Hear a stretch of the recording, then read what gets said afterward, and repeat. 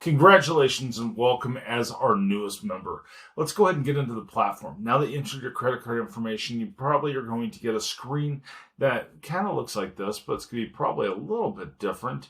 But it is going to say, enter your password. This will be your password for your account. Now, if you need a password, you're having a hard time resetting it, contact us at our customer support and be able to find out how we can help you reset your password. But the very first step you have is you're going to have to where you have to sign into your Google Business account. What you do is you hit yes here. If you do have a Google Business profile, you're going to select whichever account you want inside of that list that your business profile is connected to. If you do not have a Google Business profile, click no, and we'll walk you through the steps on being able to create one. The very next thing you're going to do is you're going to actually connect it in. You'll go through the process. You're inside a Google system for that point.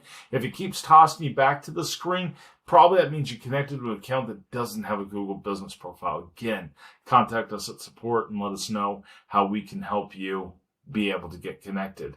So once you get connected, you're going to get into the platform, and that is where you can start having a lot of fun. Let's go ahead and dive into that part next. Once you connect that profile, you're going to log into the platform. This is where you can start having the most fun. You can actually come in here. You can see everywhere that you're connected in. If you want to connect into your Facebook account, you're going to come down here to Settings, Integrations, and then you are going to click Connect right here, and that will allow you to connect into your Facebook account. One thing to keep in mind as you're going through is that you will only have access to certain networks. These check marks right here only mean that we've submitted the information out to the network. There's a lot of confusion that comes into voice search with all the phone calls that you're getting and people thinking that it's going to go directly right in and they're going to be found right away.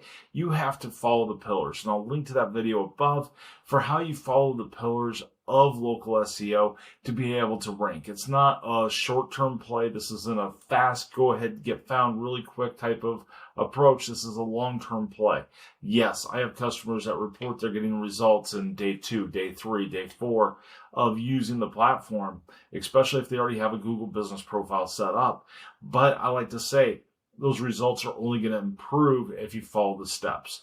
Our system right here makes it to where you can do your to-do list, and then you can explore anywhere else you want inside of the platform. If you want to see a full platform review, definitely let me know and click that button above, and it'll take you straight over to that video of how to use the platform and dives into each of the tools.